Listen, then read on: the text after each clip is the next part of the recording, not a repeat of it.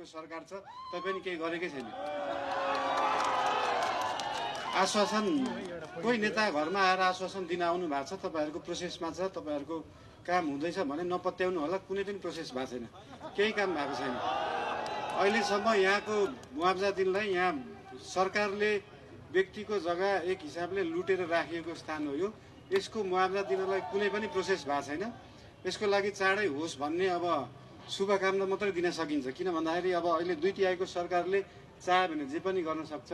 गृहमन्त्री आफ्नै, प्रधानमन्त्री आफ्नै, अर्थमन्त्री आफ्नै, पैसा आफ्नै, स्रोत साधन आफ्नै, सबै आफ्नै। हाम्रो त अझ वडा समिति पनि त्यही सरकारको, प्रधानमन्त्री पनि त्यही सरकारको, अर्थमन्त्री पनि त्यही सरकारको।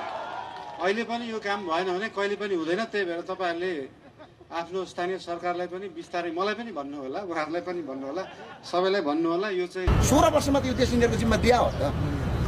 जनताले तिनलाई पटक पटक प्रधानमन्त्री बनायो। स्वयं माधव नेपाललाई चुनाव हारे पनि प्रधानमन्त्री बन्नुभयो। खै के गर्नुभयो त्यो देशमा? प्रचण्ड 3 पटक प्रधानमन्त्री बन्नुभयो, के गर्नु?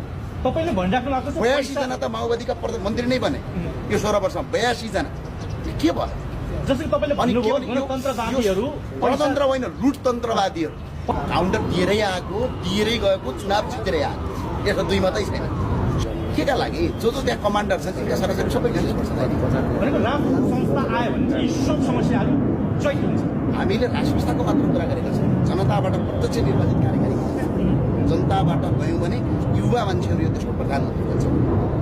2 कार्यकालभन्दा बढी खाना नपाउने व्यवस्था गर्छौँ। अनि यी बुढा नेताहरू घरमा गएर सुतेर बस्छ। प्रदेश संरचना हामी पाल्न सक्दैनौँ। आज उपर खर्चिलो भइसक्यो। 26 खर्ब वैदेशिक ऋण छ। आज सरकारी ऋणहरू 26 खरब हाम्रो के छ अहिले वैदेशिक ऋण छ। यो प्रदेश संरचना पाल्दा त्यो हामी खारेज गरेर त्यो पैसा बचाएर उद्योग कलकारखाना खोल्न चाहन्छौँ। जनताबाट प्रत्यक्ष निर्वाचित कार्यकारी प्रधानमन्त्री ल्याउन चाहन्छौँ। 2 जना गरिबका छोराछोरी मारेर फेरि एउटा टाउको मूल्य तोक्ने र टाउको मूल्य तोकाइ पाउनेहरू सँगै मिलेर यो देश 16 वर्षसम्म लुट्या हो कि होइन?